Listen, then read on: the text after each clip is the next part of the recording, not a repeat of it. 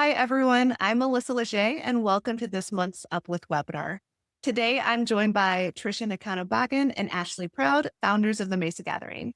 The Mesa Gathering is a space for a powerful pause where women step away from the noise to reconnect with their strength and the power of choice. Today, we'll talk about what a pause looks like, why it's becoming more important, and accessible ways to take a pause. Tricia and Ashley, I am so glad you're here. Thanks so Go much ahead. for having us. Yeah. Yeah, today will be fun. Before we get started, though, a couple fun facts about Tricia and Ashley. Tricia recently moved from Santa Fe after being asked one question in a coaching session, and Ashley was a humanitarian aid worker and has lived in over 15 countries in the last 10 years. How do you guys both think the power of place impacted your well-being?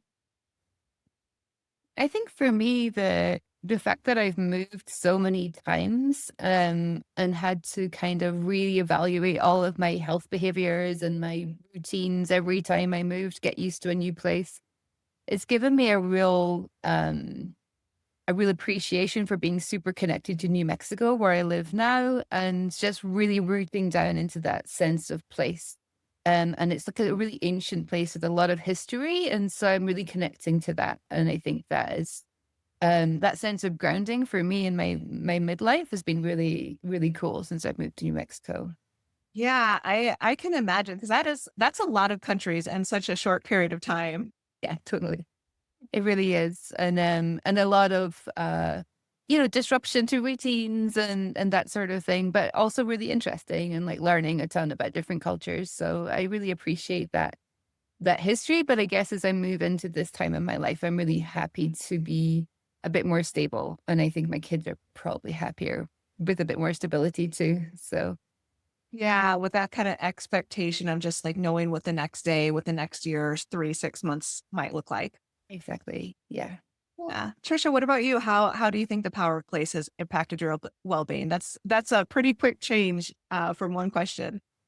Yeah, no, I think that like as Ashley was talking, really thinking about this, the difference between living somewhere and feeling at home. And I've lived in lots of different places as well. Like I grew up in LA, I lived in DC for 20 years, and I lived there. I mean, like that was like I had community. And I've only been in New Mexico for 3 years. And I really feel like every time I go away and I come back, I'm like, oh, good, I'm home. And there's this sense of space and groundedness where you can really feel like, oh, this is like my people, this is the land, this is where I feel the most well. Um, so I think about it in that way of just like the power of place and the feeling of home, and how much that can be a part of it. Nice. Nice. All right. Before we get started with our panel, I like to ask all of our guests a big question as opposed to some of those generic icebreakers. So, Trisha and Ashley, I'm curious about what you all have been curious about lately. Ashley, let's get started with you. I think I'm really curious about what's just around the corner. And I'm obviously doing a lot of work with women and thinking about our midlife period. And I'm kind of curious about what it is going to be like to be the wise older woman, um, and really kind of growing and living into that new reality. So I'm kind of curious about what's around the corner. That's what's on my mind at the moment. Trisha, what about you? Yeah, I think I'm thinking about it in the opposite way of like looking at my parents who are aging and, you know, helping my mom transition into a different space in her life. And thinking about like, here I am in my midlife and like, are the things that I'm doing now going to help me in later life? Like, are my well-being practices, is my sleep practices, my movement, my eating habits, my like spiritual practice, like are those like how is that going to impact um my later life? And so that I'm super curious about that. Yeah. And I think it's interesting. You both kind of mentioned age. And I think that's something I don't know what it is. Like for me, I'm in my early 40s now. I'm at a new age. At a new phase. And there's like all these like new questions and insights. And I think curiosity about like, where am I now? And like to what Ashley was saying, like what's next for me in this phase? Like there's this sense I've been finding in the last couple of years of like, you know, like I'm like growing up now. And that like, I'm no longer just like experimenting, and like I'm really like establishing like a life and a career and for myself, for my children, and thinking about like more generationally than I had before, where I was just like, okay, let's just like get through this next day. Um and really looking at more like the longer game. More like what now? What now that I feel like maybe more in my power and more in my space? Mhm. Yeah, I think a lot of women in particular start thinking in sort of legacy terms too. This age, like, what is it that I want to have done in this life, and yeah, what mark do I want to leave behind? And I think that's a lovely thing to be dwelling on too. Like, it's really exciting and interesting to be thinking that way. Yeah. And I mean, when you talk about legacy too, that's such a big thing, right? It's such a big thing that it's like, okay, how do I put my energy towards this? Hmm. Yeah, definitely. And then I also think like watching, I'll bring my aging parents involved too, of just like, looking back at their life and like, what have I learned from them? What is their legacy to me? And thinking about me in this space of like in the middle of looking back and looking forward. And what kind of legacy am I leaving behind, or do I want to leave behind? Um, when I'm their age. Yeah. Yeah. And I think we talk a lot about the sandwich generation and it being challenging, but that could also be kind of one of the benefits too. You kind of see what's in front of you, but you also have the view of like, what's behind you as well. I don't know if that's the right term, what's behind you with when your kids are clearly present, but you know what I'm saying? There's the two sides of it. Yeah. They are following us, right? Yeah, I think that's a nice way of talking about the sandwich generation, because I think we talk about it so much as just feeling stretched thin, and we're kind of like this like slice of cheese or ham in the middle, and we're like everyone's like extracting things from me. But I do think that, yeah, there's a lot to be said of like being around younger people is really generative and fun and interesting. Like being around kids and their community and what they're interested in. Like it keeps you connected to the next generation and what they're thinking and what they're doing. And then being around older people too, and like just taking some time to really listen to their experiences and to see what they're facing now. And how older age can be a really nourishing time too. It doesn't have to be difficult. And I think that's a really nice way of talking about it. Like, what are we gaining from being in the sandwich generation rather than just like how these people are sucking us dry, which I think is how often we talk about it. Yeah. Maybe we should have another word besides sandwich generation. Like maybe we should be the calzone generation, just holding everything. Something like that. Yeah, yeah, exactly. A reframe isn't needed, I think. Yeah. Yeah. All right. Well, let's get into it a little bit. I wanted to talk to you all about pausing. I've been seeing your posts on LinkedIn, and that's part of what made me want to reach out. I know for me, there's been times in my life where I took breaks or some time off for self reflection. However, now I'm in my early 40s. I'm going through perimenopause. I have a family. I have a career. I'm also really aware of a lot of systemic issues that really don't benefit a majority of the population. And so for me, I'm taking this very intentional pause right now, kind of with this mindset of I'm pausing for a long time even though I'm still working, right? I'm still working, but I'm working differently. I also know a lot of women in my circles who are not just only rethinking their priorities, but their own behavior. Now, the Mesa Gathering invites women to pause through its retreats and coaching. Why do you think the pause is so important, especially in midlife? I think that like one of the things about pausing in midlife is that we really are at this inflection point. And like what we were saying before, like we're more well established. We've like had careers before us, and we still have career ahead of us. And like really thinking about where am I placing my priorities, like you said, um, and what do I really want to happen? So I'm not like, I feel like at this moment, we're kind of thinking of like, are these goals that I had before and now I've achieved them? And are they the same, or do they align with who I am now? Um, and I think in terms of like the health space, like we're really in this, like they call it the second puberty, right? Where there is really a lot of changes in our hormonal structure.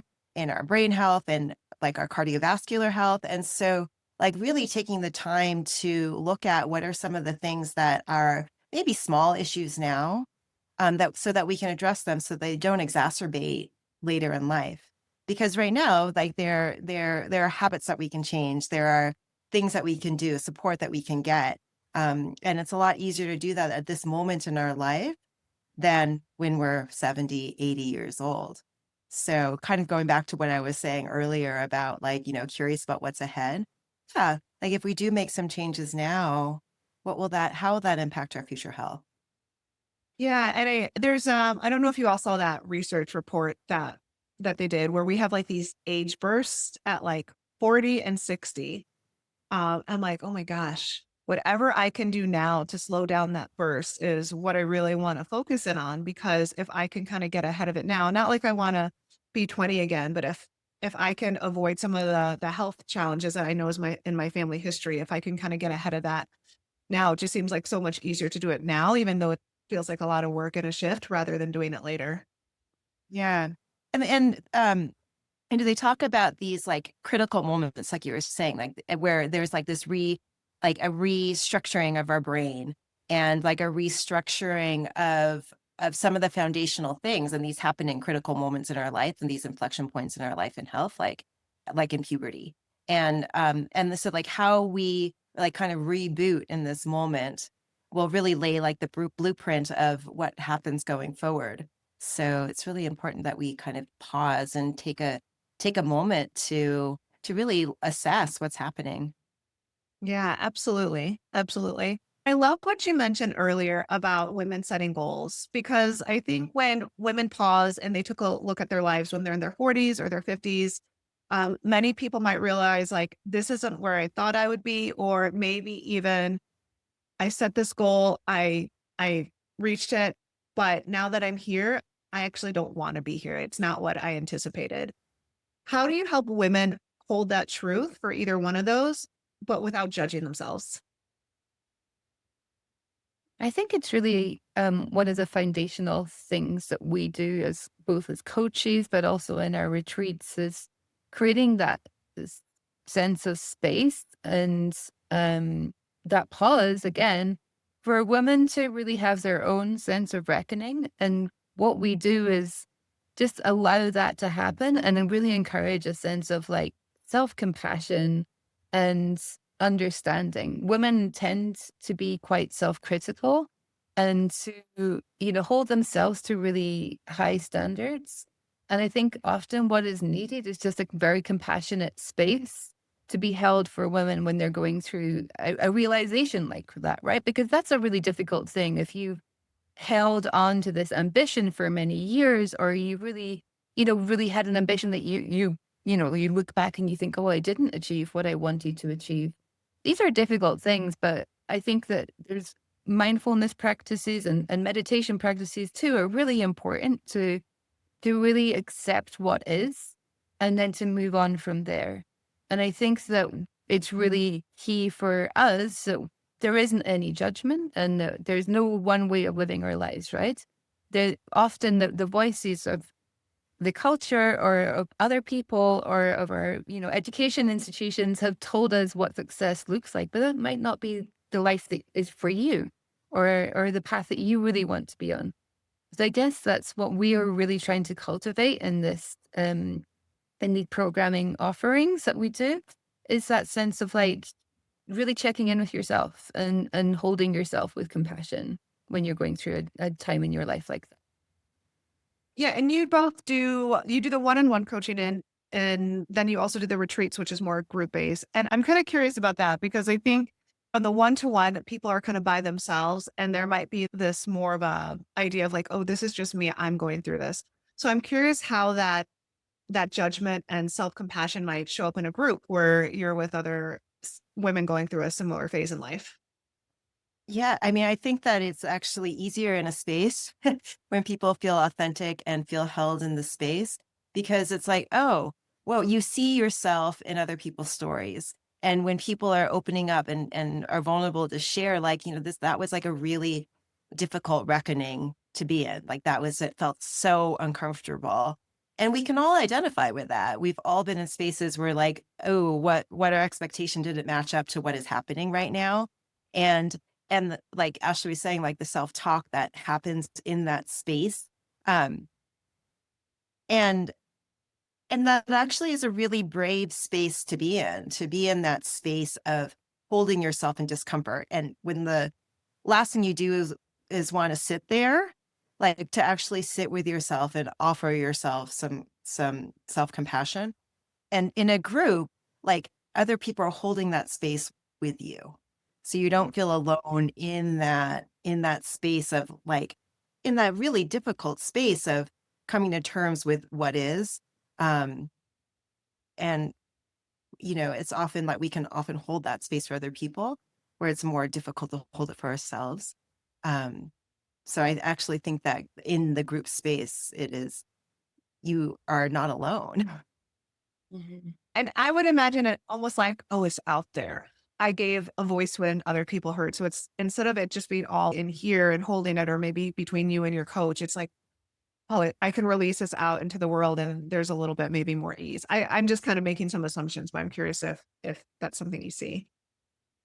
Yeah, I think that definitely does happen. Like something that might seem unspeakable or unthinkable to you when you finally have, you have the courage to speak it out in a group and have that reflected back to you or realize that other people actually feel the same way. I think there's real power in that. It's a real comfort to know that you're not alone, that your deepest fears might not be that scary to other people, right? And we had a retreat in March at Ghost Ranch, and I think going back to that sense of place too, and just having a group of women come together in such a peaceful, quiet space with like majestic landscape and really inspiring nature all around. I think it also helps people open up to, feeling safe, feeling like nourished and listened to, and being part of a group that takes on its own life. It's not, you can't always orchestrate or manage these things, but groups of women in particular really are generative and powerful when they come together. And so we've really found that in our retreat spaces. It's one of the most exciting parts of what we do. And I'd imagine too, there's you get away from the noise too, and whatever that noise is. It could be the noise of your house. For me, I mean, I'm looking at my desk now that my desk looks like a bunch of noise just because there's clutter everywhere right now, or the noise of social media, the noise of work. So I imagine just kind of being in that environment of being back into nature might be helpful and kind of getting back to yourselves. Yeah. Yeah, I think the silence is so rare, and when you are in a place that, you're really far away from roads even, you're really far away from, um, even cell phones don't work in a lot of the places where we have our retreats. There's a real amplification of the voices inside your head for better or worse, right? Sometimes you hear a lot more about what's going on and what's really happening for you, and that bubbles up much more quickly for you when you're in a very quiet place. And then it's the chance to process it and to again to feel held and supported while you're doing that. But to hear your own voice, I think going back to that sense of the pause and your midlife and career and life direction and purpose, like, it's so important to cut through what are the voices of other people or other things, other expectations, other pressures, and to really listen to what you want, what you need. And the silence can help with that for sure. Yeah. And when we do slow down, when you do have this chance, whether it's through a retreat or just like a longer pause in life, I think in some of that silence and that pause, certain values can rise to the surface. So, what values do you see women in midlife naming most often? And how can pausing help align life choices with some of those values? Yeah, I think what we hear a lot is authenticity, um, of really kind of reevaluating in that pause of like kind of what Ashley was saying is like, is this really true? Or is this sort of like a pre-programmed ambition or a version of myself or a pre-programmed priority? Um, and and almost like this realignment to like, who am I now?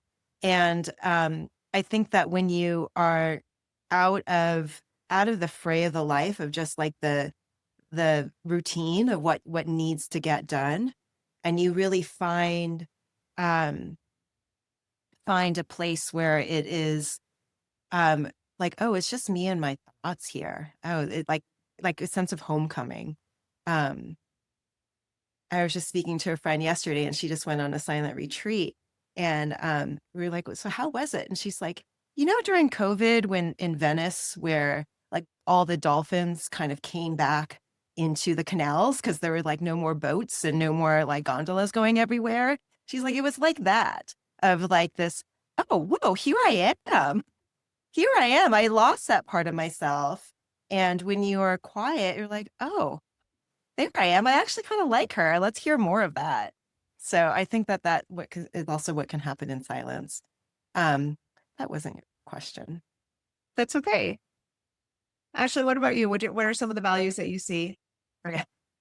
I think, I mean, it's hard to put a word on this as a value, but there's a real sense that women take less nonsense from other people, and that they're kind of more straight shooting at this age, at this time in their lives. That we, I guess it comes back to that sense of integrity too, right? Of like, I'm not going to put up with things that I know aren't true, or I'm not going to play this game anymore because I know that this is just a game. And I heard that over and over again from women, of like just shaking off things that don't serve them, and and really being true to themselves, true to, the truth in the world as they know it.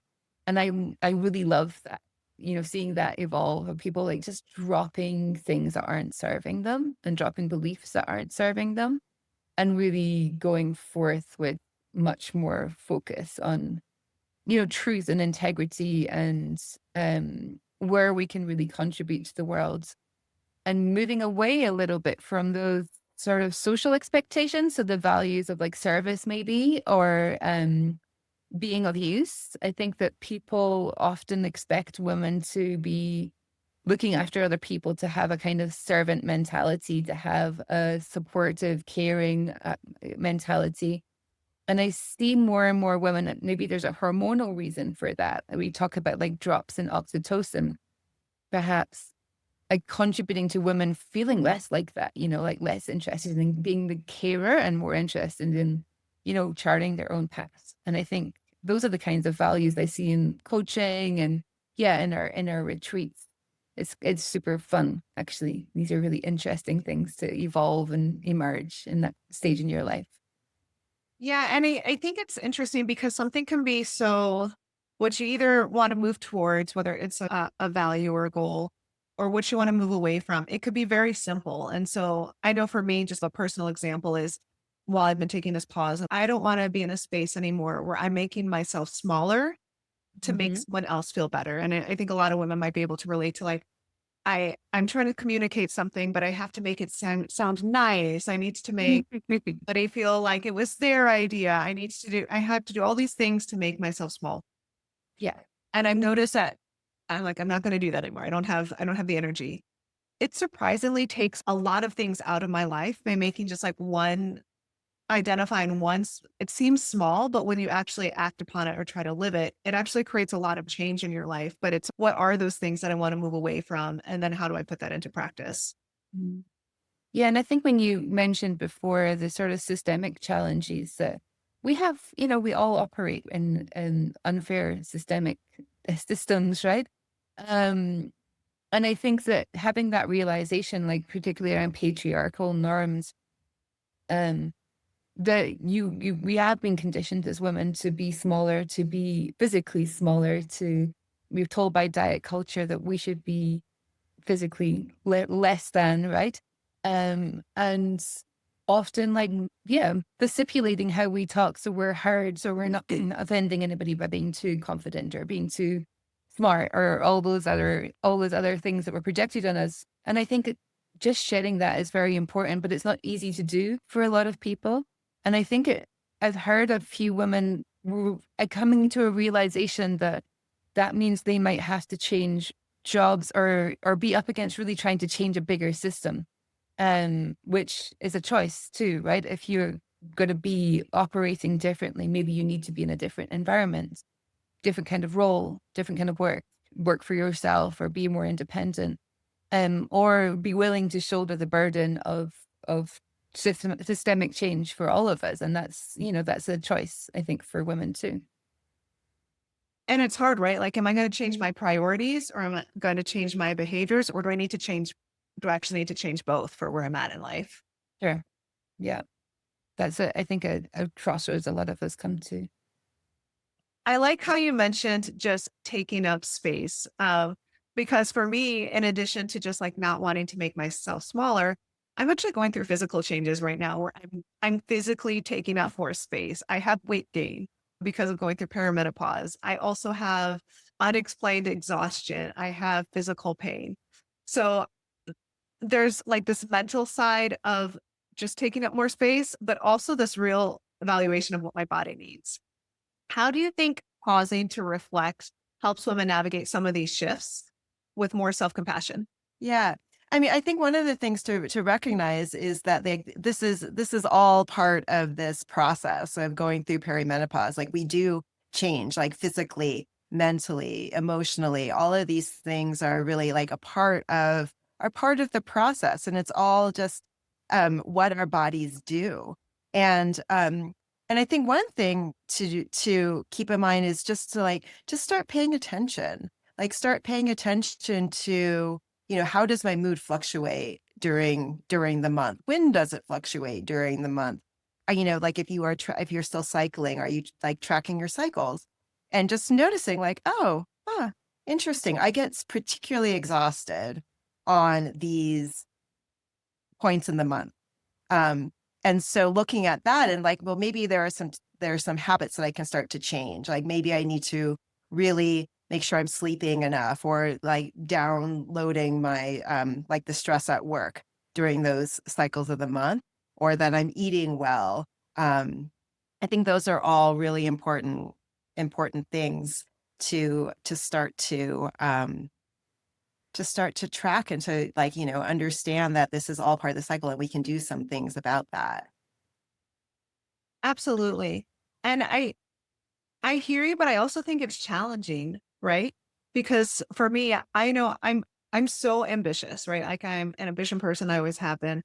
But I also know the toll that it's taken on me in the past, where instead, like I knew I should have paused. I knew I should have maybe stopped and taken care of myself, but I didn't, because there's all that ambition. There's all those things. And even now, there's so much more almost that I want to do in my life now. Many women might have a challenge between ambition and offering themselves the self care.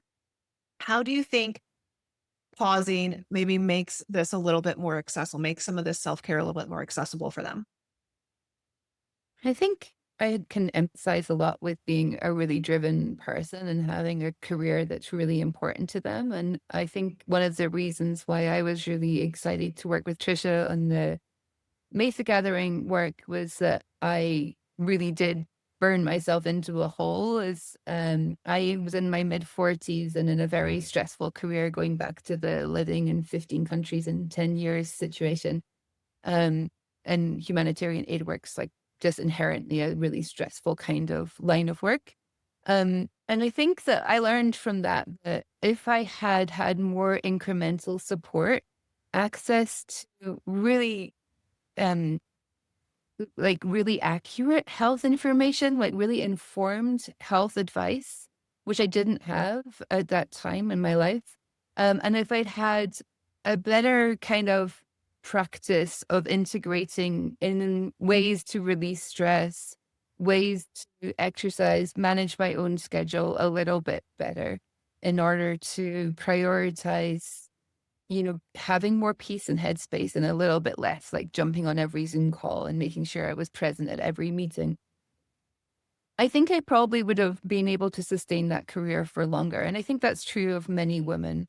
We're not talking about a pause being a complete stop or people like all quitting their jobs or, like um having a radical life change.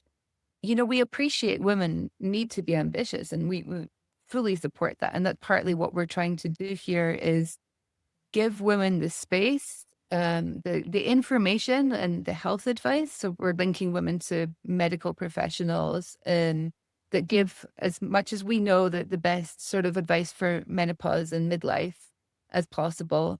And so they are able to sustain themselves and build in some of those practices and that still allow them to lead in their careers as well.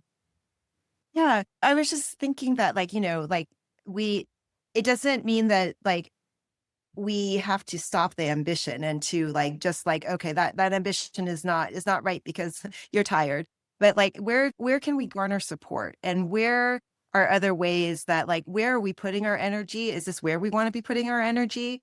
And where can we reach out and really communicate with our family, with our colleagues, to be like, hey, like, where can you boost up the parts that, like, other people can take on, and that so you don't have to burden it all. And we might be just, like, used to being, like, kind of like a martyr and be like, I can do it all. I can have the career, I can have the family, I can take care of myself, I can sleep, I can eat, I can meditate, I can do all the things, and no balls are going to drop, right? So, like, then it's so much pressure on one person to be able to do all of that. So how can we really resource ourselves in more of like a scaffolded way, rather than just like you are the linchpin of all the things happening? Yeah, absolutely. Because that math doesn't work out, right? That math doesn't work out to do it all without the support of other people. How do you think women can bring up getting that support from, let's say, their work, their partners, their kids, or even if they're doing the parental caregiving? What are some ways that you've seen some women do that while they're making some shifts or taking a pause? We just talked to a woman who's a little older than us, who's going to be one of the speakers on the next Positive Power program. And she talks a lot about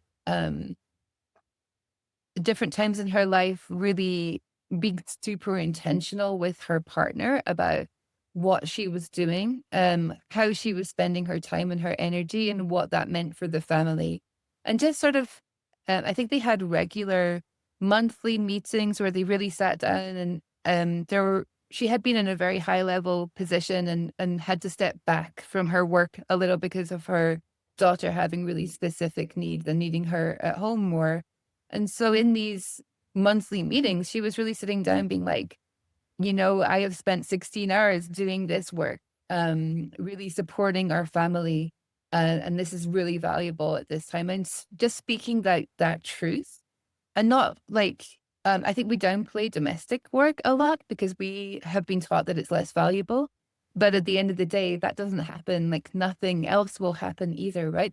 So I think partly putting value where it's due, like you put your energy into these things and they are important and they're important for our families, for our careers. Um, yeah, so I heard that being a really helpful practice in a way that isn't confrontational or like, you never do the washing up kind of argument. But really putting it out there, like, this is how I'm spending my time and my energy. And I also like bullet journaling a lot. I like to use the bullet journal method. And in that tool, that technique, I tend to write down everything that I do, including like folding laundry or taking the dog for a walk. Because everything I do takes a piece of my energy, right? Like you think about our energy balls and how we're spending that energy. I like to really categorize how, like, what I spent my energy on that day, like where I've put my resources. And I think that helps women to really have those conversations about, like, I can't do that because there's no more, I have nothing left to give. And there needs to be a negotiation about, like, in a family or in an organization, what roles people are taking on that might not be noticed. And in a work context, I think there's a ongoing perception that women take up a lot of the emotional labor type roles, often in an office environment. And I think, um, things like buying the birthday cakes for the whatever, for the birthday celebrations, or remembering that the kitchen needs to be cleaned or something like that. And again, I think these are valuable parts of an organizational culture, but they need to be acknowledged. And I think women need to say that that's, unpaid parts of their jobs like that. I think it's really valuable to speak them out and say, if there's a formal role that the organization needs me to take, then that's going to take X amount of my time that might not be billable hours or something like that. So I think expressing these things and making them explicit. It's a really important first step. Yeah, making sure everyone's aware. I like how you mentioned listing things out. But that also made me kind of wonder, like, we've got the actual tasks that we do, right? The laundry, the extra little tidying up, whatever it is. But then I think there's also like the invisible labor of the mental load of just keeping it all together, right? Like knowing where the kids are going, knowing the dog needs to go to the vet, managing the social calendar. And it's all things you're not doing, but it's all here. And I think that also adds to some of the stress and the burnout. I like how you quantify and a list with the things you do. It's easy to quantify. I did this, and this. How do you think you can quantify mental load? And I say that knowing that, like, if I were at a job, there's like a project manager. The project manager doesn't do all the work. They're the ones kind of doing all the planning and stuff. But outside of work, it almost seems like that just goes unnoticed or there's not like a role for that. How do you think you can quantify some of that to be able to share the toll that it might take and into all the other priorities that are there? I mean, one thing that comes to mind is like just not doing it. Um, so like I don't send birthday cards to any of my husband's family members. I don't even know when their birthdays are. I'm like, they are your family members. This is really not my problem. And I kind of always, I mean, that might not sound very nice, but like I'm kind of always been really aware of these dynamics and in relationships. And I know so many women that are such strident feminists, but in their personal lives, they do all of the emotional labor, right? They do all of that work. And it really is holding them back from being the fullest expression of themselves. So again, I think it really comes back to like making the unspoken spoken. Like if it's a project, if your family is a project, then it needs to be, it needs to be on the table what has to happen for this family to function, for for the dog to be walked and all those sorts of things. And labor is only invisible if it isn't documented or, rewarded in some way. And so I think it's partly that process too of like being able to have a really upfront conversation about what is needed and who's going to do it and assigning that workload. And I think the longer we perpetuate this sense that that's women's work, it's like we're just like hamstringing ourselves. And I don't think men are necessarily, you know, trying to make that happen. I think it's just another kind of patriarchal norm that has slipped into our cultural consciousness. And I think we have to bring it to light and talk about it. And that's something that has to be done with every household, every family. That's what I think about it. Yeah. And I think, I mean, this for me is for sure a work in progress. So it's not like there's like perfection here.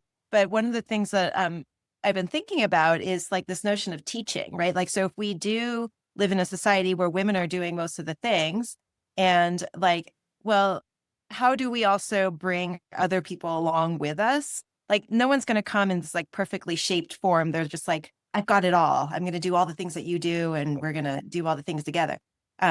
So I think that there is like this moment of, okay, this is what needs to get done. How can I, instead of getting frustrated and like resentful that like, why do I have to do all these things, of that there's actually like, just like you would a child, can't expect a child to just be able to like do the laundry without giving them some scaffolding on how to do it.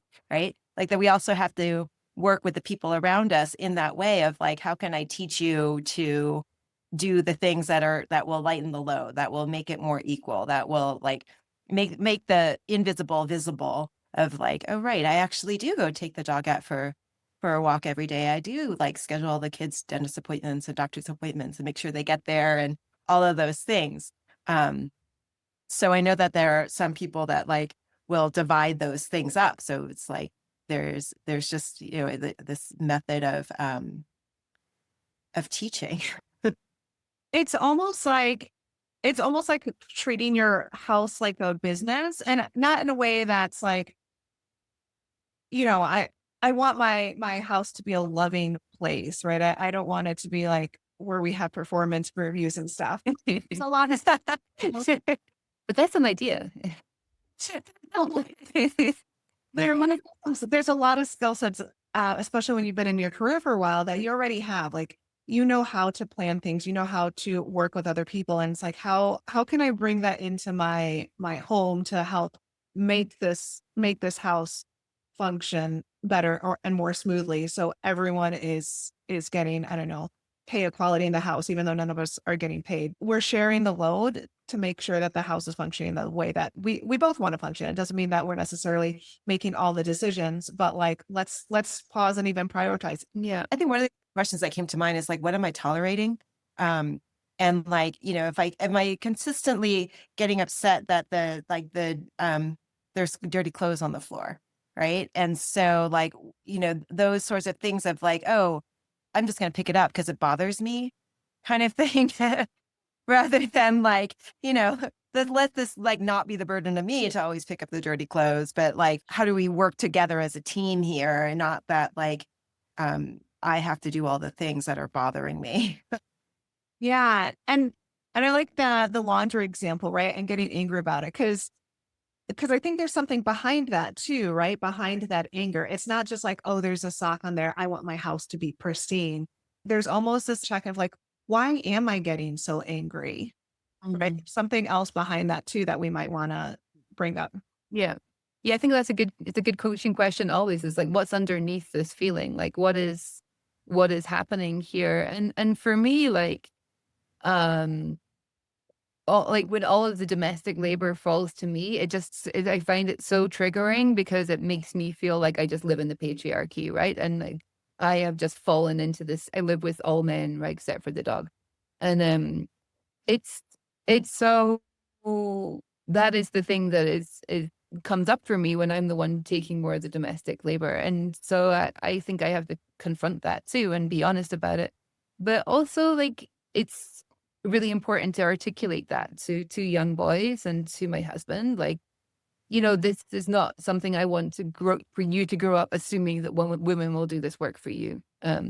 You will take responsibility for yourself. We are, as you say, like a functioning unit, and we have to take responsibility for our contributions to that unit. And I think that's all. Yeah, it's important. But we talked a lot about rage in our work, and women get really angry at this time of life. And I think very often rage is triggered by these kinds of issues, these kinds of pressures that are put on women that are really to do with like norms and expectations that don't serve us. They don't serve us. Yeah. How does pausing help women recognize what the rage is pointing to and even transform it into something valuable? Yeah, I mean, this it happens so often, like in so many of our conversations with women, they're like, yeah, in the sense of rage. And everyone's like, oh, yeah, for sure. Like, and it's something that is kind of not culturally acceptable to be like, oh, yeah, I have rage. And so, like, I love that this is coming up to the surface because we all experience it. And it's just like, this is just a normal part of what is the human experience at this moment. And I think like the pause, like for me, when I think about like what are the things that really like set me off, and it's not like it could be something simple like the clothes, but like most of the time it's like this deeper sense of like what do I really care about? Like I really care about us contributing to our family. I really care about us like taking care of one another. And it's like when I think about that, like it's really pointing to a deeper value that I have. And rage is just like kind of like the match that ignited it for me to realize it. Um, but really it is something that is more deeper, a deeper part of my core, which is why that made me upset. Like it's really important for me that that happens. And, you know, I think in terms of the pause, one is recognizing, you know, what is at stake here. That's why I got upset. Is something's at stake here.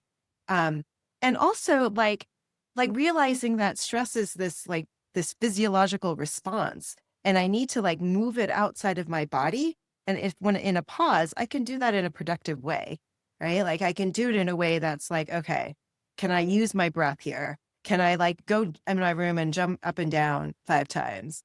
You know, just to like physiologically move that like adrenaline out of my system so that I can think more clearly, because in that moment, there are no good thoughts that are happening. There's not like a productive conversation that's going to be happening around the close. It is it's going to be counterproductive. So that pause is super important, and not easy, but really important to realize like, okay, I think it's time to check in. Oh, And then that rage is like a tool almost like, hey, I'm going to use this as a tool. I'm going to become aware of it. I'm going to try to move it out so it's not just here and festering and just getting bigger. But now that I know what's present, what can I do with it? What's really here that I can maybe shift, reprioritize, or change some of my behaviors?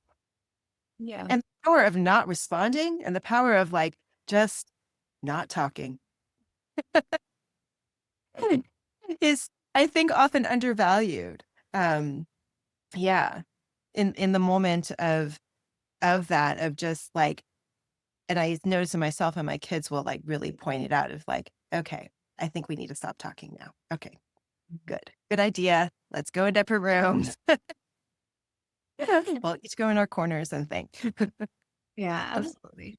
And I think partly in the pause that we're creating, we're also trying to give people information.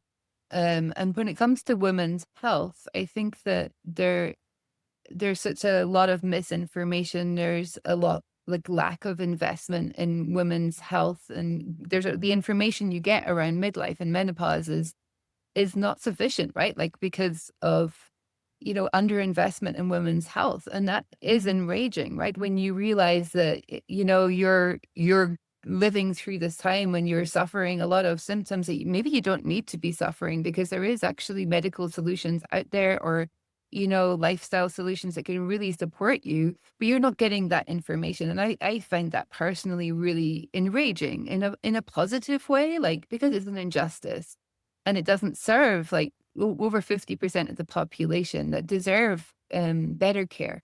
And so I think when we have that experience of that white hot sense of rage, for me, it's often linked to injustice, and it's often linked to the need for change to happen systemically. So for me, it's not always about dispelling that rage, but channeling it, right? So it's like really focused. Like, why are we doing this? We're bringing health professionals to give you as much as we can the best information about how to live your healthiest self and through your middle years. Um, or maybe it is about targeting like, policy or practice around women's health and the lack of investment in it, or new government policies around reproductive health. So yeah, I think the rage can be channeled. And I think it's such a useful thing to acknowledge that, it's not wrong to feel angry. Very often you're right. And it's about how not turning it inside yourself. So you, so you end up like this boiling pit of black anger, but using it in a productive way too. For me, I think that's really important. Yeah, using it as just a way to point you towards something, right? Yeah. To there's something there that's being violated. How can I work with that? Yeah. Yeah. All right. I'd love to shift a little bit, just kind of going back to the pause. I'd love to just talk a little bit maybe about some tools or tips or strategies that women can use. For women who feel overwhelmed, what's one small pause that they can take maybe in the middle of a busy day that might be helpful for them? I think one of the most important things is like even realizing that you need a pause and to give yourself permission to take a pause. Like I was saying, like keep on going in this cycle that's really not going to get you anywhere. Like, the most helpful thing you can do is to sort of step back, is to extract yourself from that situation. And it could be as easy as taking a couple of breaths. Um, Doing something that is like going out on a walk, physically changing up the energy so that you can think more clearly. I used to like locking myself in the bathroom and like saying out loud what I was feeling. I always found that really helpful. Like if I was in a work meeting where I had to pretend I wasn't angry about something, I would go in the bathroom and be like, I am so frustrated. I feel undermined. And saying it out loud, I find super releasing. I think there's a lot to be said for that. Or doing a very quick sort of mindfulness and meditation practice, recentering yourself. And I think there's also really basic things like, you know, are you getting the nutrition that you need? Like, do you need a snack? Like, do you need to sit down and have a cup of tea? Like, I'm British. Like, we think a cup of tea is like the answer to any problem you might have. So it's just the the cup of tea is the pause, right? Like I'm going to go and sit down and drink something and have a moment to myself. And I think there's something so valuable in that, these micro practices, just to keep yourself balanced throughout the day. Making a really And sustainable practice too, like we talked about. Everyone can't just quit their jobs, but what are those really intentional practices that we can start incorporating that doesn't necessarily need to take a lot of time? yeah. And I think really, particularly at this age, I've learned, like, particularly because we're so obsessed with not gaining weight that we get a little obsessed with dieting. But for me, I learned like eating a lot more breakfast, a lot more protein in the mornings actually really gave me a lot more energy through a really stressful day. So I think these kinds of practices too, it's like learning that you need to give yourself energy too, right? Like you can't have a very busy, energetic day on like no breakfast or, trying to fast your way through the morning or something. So I think those were helpful practices that I'm seeing other people learn too. Yeah. And one of the things that really happens in our midlife is like our change in our metabolism and really looking at how our blood sugar is rising and falling. And are we really managing that? Because that's one of the things that could lead to more like cardiovascular health later, to weight gain, is really managing our blood sugar levels. And noticing also that like what Ashley was saying is like, oh, maybe I'm not thinking well because I haven't eaten and my blood sugar is super low. So there could be some, basic physiological things that are happening. Um, and, I think another thing that Ashley said earlier is like not turning it in on herself. It's like, oh, right. These are just like fundamental well-being things that I need to do to take care of this like vessel that I am. Um, and that it's not my fault. Like, it's not like I'm not doing something, I'm not enough. It seems to always turn into some version of like, I am not efficient enough, smart enough, fast enough, or whatever it is. That like, if I can like have the baseline of taking care of these physiological needs, then I might give myself a lot more grace. And knowing that like, right, I need to really sustain and to really value this um, well, one, pausing, but also really valuing like sustainable practices that are really fun, foundational. Um, and we hear them so often that we can just blow it off as being trite, but like really they are like foundational to like how well we live and how well we think and feel and um, how much energy we have. Yeah, I have a friend who we both talk about like this phase in our life. It seems like a part-time job taking care of ourselves. And the practices themselves don't take that long, but it's like, let me try this. Let me evaluate to see how this is working. And there's a lot of figuring out, I think, of what works, what doesn't. Let me kind of experiment a little bit.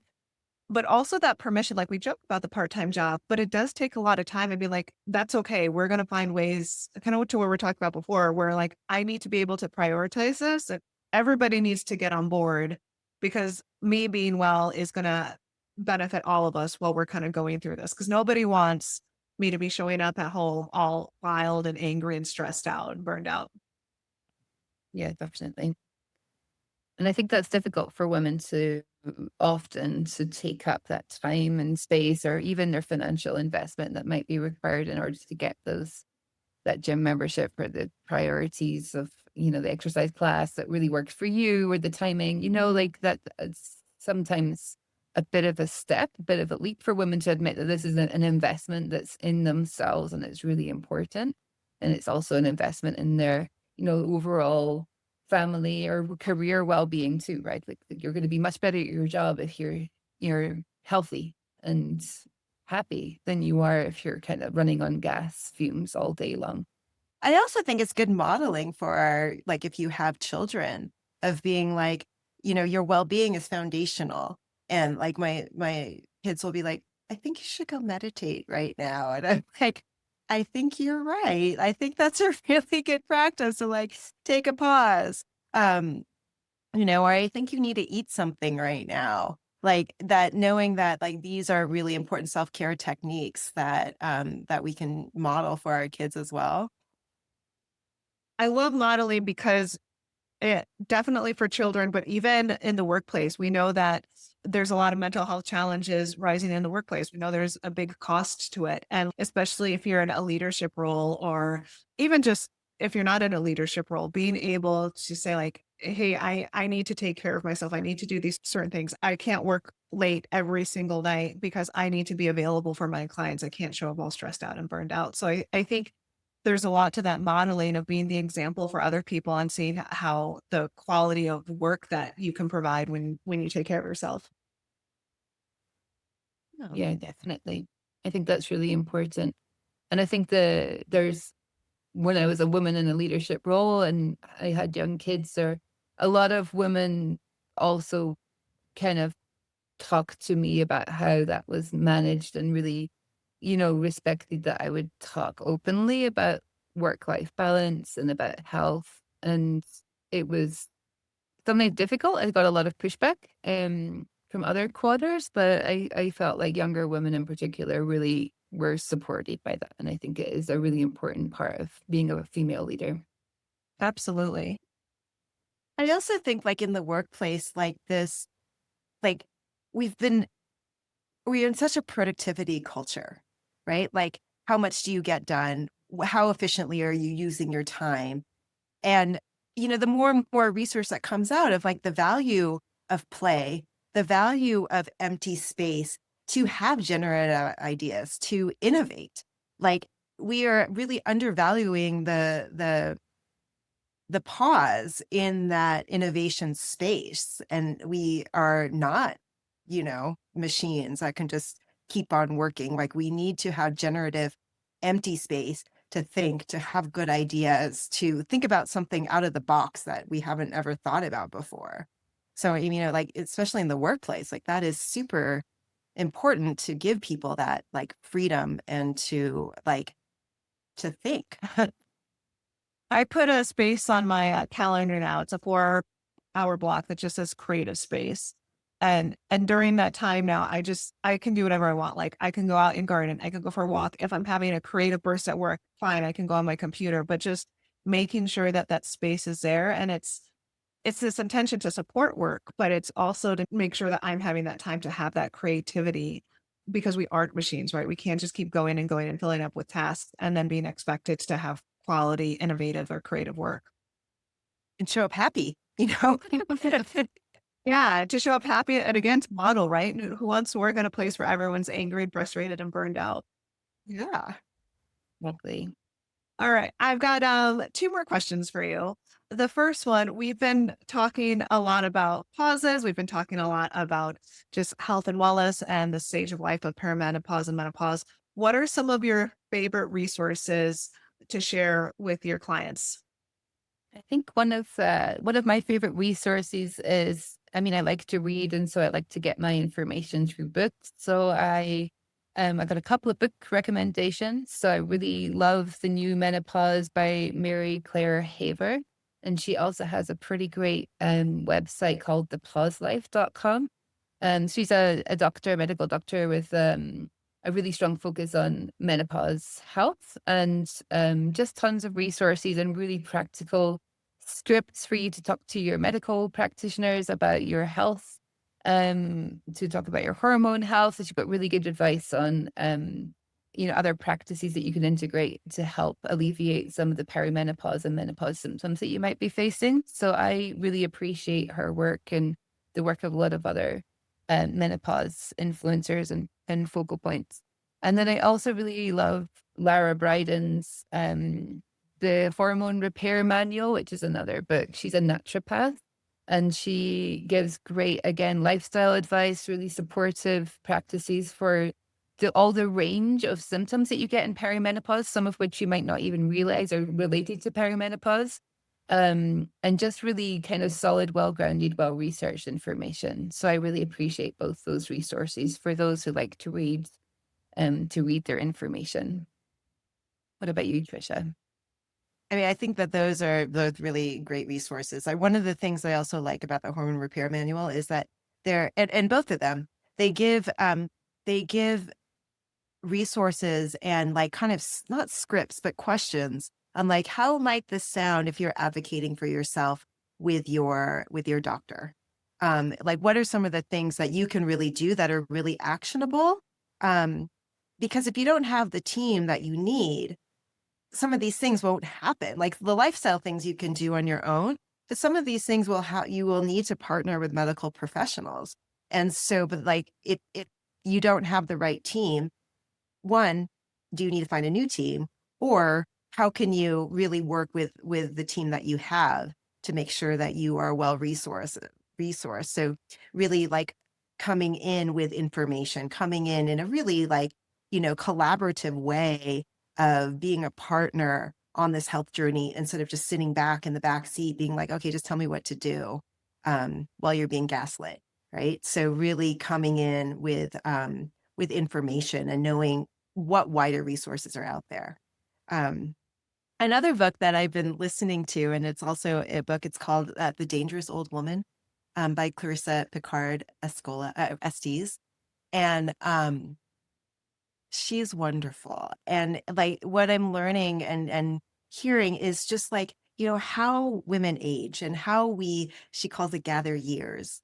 And the ways that like it's such a wonderful process and the wisdom that we can learn from women who have come before us, from our ancestors, from other people's ancestors, and really to like embrace this time of like how fortunate we are to live in a body that grows older and that, that gains more wisdom and experience.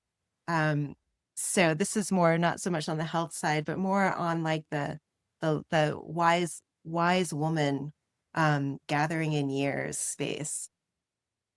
I love that. I love both things because when we think about aging, it never really feels like inspirational, especially for women. It just seems like we're always like the wicked stepmother or the witch or something like that. So I love that, and I really appreciate the ability to work with your medical professionals and one one coming in with information, but two also knowing when you just feel like you're being gaslit or you feel like you should brush this under the rug because there are other choices. Even if you've been with someone for a long time, there's other doctors who are available who will listen and be able to help you when you know that there's something going on with you, but you don't necessarily have all the details or information yourself. Yeah, definitely. I think that's a really important. I think, as we mentioned before, like a lot of women's health areas are really under researched and under resourced. And so often, a family doctor that covers all kinds of different issues might not have the specialized knowledge on the latest advice on hormone treatment, for example, or on like what perimenopausal symptoms might show up as looking like and what kind of support we might need. So I mean, I think going in with a clear idea of asking questions, being like being true to yourself and what you know, and not micromanaging your doctor, but asking the right way, and that gives you the information that you need, and then being willing to look for other resources if that's necessary. I think that's really important. Absolutely. Absolutely. All right. Last question for you. If a woman listening today gives herself just 5 minutes of pause after this conversation, what do you hope she reflects on? I hope she reflects on um, that voice inside herself that's really revealing herself as you get older, who you really want to be, what you want to be doing with your precious years as they pass by, um, and just getting that sense of who are you really and who do you want to be for the rest of your life. I think that's it sounds like a big thing for 5 minutes, but I think it's the most important. It's the most important question for all of us. Is like, what is my purpose, and why am I here, and who do I want to be? I think that's what we should all be listening to in that 5 minute pause. Yeah. But even if you're not going to get that answered in 5 minutes, but if you did it regularly, like that, there could be a lot of impact there by just having those little micro breaks like we were talking about earlier. Keep asking the question. It's like, is this really what I want to be doing? Maybe that's another way of framing it. Trisha, what about you? Well, going back to this inspiration from Clarissa Picard Estes, and there's this one line in the book that I just love. She's like, instead of asking the question, am I enough? let's change the question to, I am so much. Like, where do I want to leave my mark first? I love that. I love that. All right. Well, thank you so much for being here. Where can people find you? So you can find us at our website, sorry, which is themesagathering.com, or you can find us at the Mesa Gathering on LinkedIn and Instagram. All right. Well, Tricia and Ashley, thank you so much for being here. This workshop was brought to you by Uplift. Our purpose is to create a world where every workplace is a thriving environment. We do this through interactive trainings, specifically starting with mental health first aid. If you'd like to learn more how to shift your organization towards people first workplaces, reach out to us at upliftlearningsolutions.com. Thanks for joining us today.